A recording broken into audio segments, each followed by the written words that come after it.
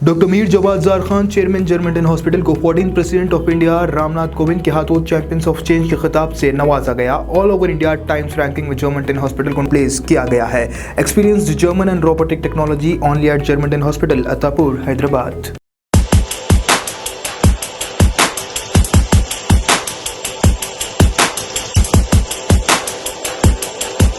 अस्सलाम वालेकुम वरहमतुल्लाहि वबरकातुहू। मैं डॉक्टर शबाना नाज़रीन हूँ, consultant nephrologist transplant physician, German hospital. अभी जैसे कि मैंने लास्ट टाइम बताया कि हम लोग सीरीज़ में बात करेंगे कि किडनी की कितनी तरह की बीमारियाँ होती हैं और हर एक बीमारी के बारे में बात करना चाह रहे थे, क्योंकि मकसद ये है कि किडनी की बीमारी को प्रिवेंट करने में कोशिश करके इंशाल्लाह ये प्रिवेंट करके पेशेंट्स को तकलीफ़ से दूर रखने के लिए। तो जैसे कि मैं आपने लास्ट टाइम बताया था कि किडनी की बीमारी में एक्यूट किडनी इंजरी माने कि टेम्पररी आपकी किडनी को इंजरी है जो रिवर्सेबल हो सकती, माने नॉर्मल फंक्शन पे आ सकता है, जैसे उसे एक्यूट किडनी इंजरी कहा जाता है। तो acute kidney injury actually reasons क्या है, किस में होता, कौन से पेशेंट्स में होता, कब हो सकता, उसका ट्रीटमेंट क्या है और उसको फिर रिवर्स होता या नहीं होता। एक्यूट किडनी इंजरी जहाँ पर आपका क्रिएटिनिन यानी नॉर्मल जो किडनी के फंक्शनिंग है उसमें थोड़ा सा इंसल्ट होता, मतलब इंजरी होता, टेम्परेरी रहता। हो सकता है सपोज समझिए अभी कोई पेशेंट है, कोई रोड ट्रैफिक एक्सीडेंट हुआ या कुछ ब्लीडिंग हुआ या कुछ लूज मोशंस हुए या ब्लड में कुछ इन्फेक्शन है, जैसे कि सेप्सिस बोलते हैं। सेप्सिस में क्या होता है, पूरे बॉडी में पूरे ब्लड में इन्फेक्शन हो जाता। तो इन्फेक्शन के टाइम पे या नहीं तो आपको ब्लड बीपी कम हो गया, बीपी डाउन होना, लूज मोशंस की वजह से हो सकता है, वॉमिटिंग्स के वजह से हो सकता है, या नहीं तो कुछ ब्लीडिंग हो रहा कहीं से, उसकी वजह से बीपी डाउन हो जाना। जब बीपी डाउन हो जाता तो किडनी का फंक्शनिंग पे इफेक्ट होता, क्योंकि हार्ट का जो ब्लड पंपिंग सिस्टम रहता उसमें से 20% किडनी को पहुँचता। तो जब आपका बीपी बहुत ज़्यादा डाउन होगा, फिर भी किडनी कंपेंसेट करने की कोशिश करती, लेकिन जब ये कंपेंसेशन से भी ज़्यादा डैमेज हो गया, तो जब एक्यूट किडनी इंजरी होता तो तब क्या होता, क्रिएटिनिन लेवल्स जो रहते हैं नॉर्मल लेवल से लेस देन 1.1 रहता। तो एक्यूट किडनी इंजरी में 1.1 से बढ़ना शुरू हो जाता। तो उसमें भी क्या रहता, pre renal, renal, post renal बोलते हैं, मगर आपके इनके लिए ये सारी चीज़ें ज़रूरी नहीं है। जैसे कि अभी समझिए टेम्परली कोई पेशेंट है जिसको लूज मोशंस हो रहे, वॉमिटिंग्स हो रहे, अगर सही टाइम पे उनका बीपी कंट्रोल नहीं हो रहा, सही टाइम पे उनका मोशंस वॉमिटिंग्स कंट्रोल में नहीं हो रहे, तो जब क्या होता, कंटिन्यूस लॉस ऑफ वाटर की वजह से किडनी पे असर हो जाता, बीपी भी डाउन होता, तो उसकी वजह से किडनी फंक्शनिंग कम होकर क्रिएटिनिन बढ़ जाता। तो तब क्या होता, अगर हम लोग करेक्ट टाइम पे फ्लूइड्स नहीं दे रहे हैं,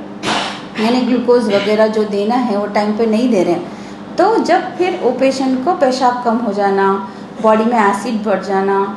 दम चढ़ने की, ये सारी चीज़ें स्टार्ट हो जाते हैं, और तब हो सकता है पेशेंट को डायलिसिस की भी ज़रूरत पड़ सकती है। लेकिन फिर उसका ट्रीटमेंट है, अगर उसको हम लोग फिर रिवर्स कर सकते हैं अगर करेक्ट टाइम पे अगर आ गया पेशेंट। तो वैसे ही सेप्सिस का भी है, अगर बॉडी में इन्फेक्शन का रीज़न क्या है और वो मालूम नहीं करके अगर उसका ट्रीटमेंट दे रहे हैं, तो सेप्सिस को ट्रीट कर रहे बराबर, तो AKI को हम लोग रिवर्स हो सकता और रिकवर हो सकता।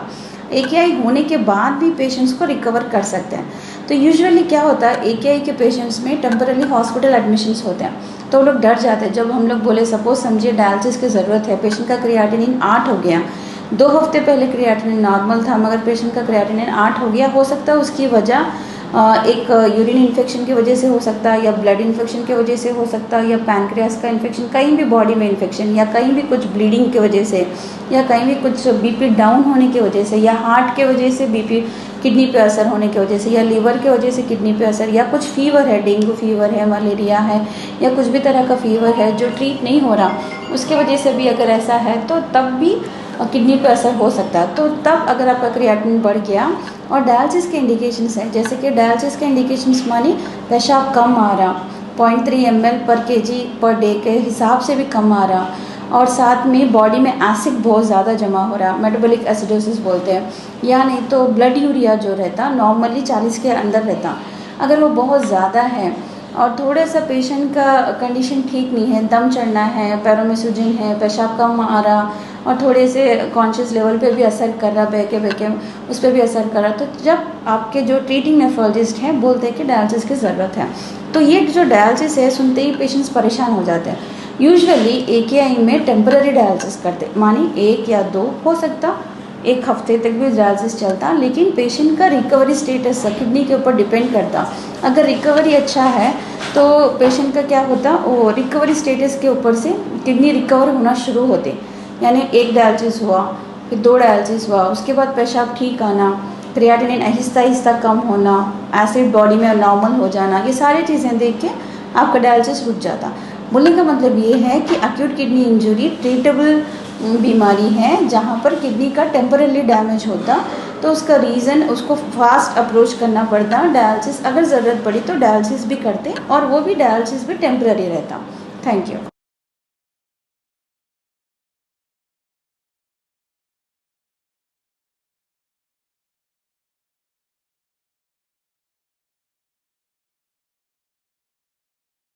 Germanton super speciality hospital, doctor Mir Jawad Jar Khan, senior experienced orthopaedic surgeon, bone fracture, joint replacement, hip replacement और स्पाइन सर्जरी कामयाबी से अंजाम दे रहे हैं। इसके अलावा neuro surgery, cardiology, gynaecology, dental, general medicine, dialysis और फिजियोथेरेपी जैसे शोबाजात में इंतहाई कामयाबी के साथ वाजबी फीस में इलाज किया जा रहा है। शेयरिंग और प्राइवेट रूम्स, अस्पताल में 24 घंटे MRI, CT scan, 2D digital x-ray, ultrasound, operation theatre, ICU और लैब की सहूलत दस्तयाब है। आपकी उम्मीदों के ऐन मुताबिक जर्मनटन super speciality hospital, pillar number 150, Attapur, Hyderabad.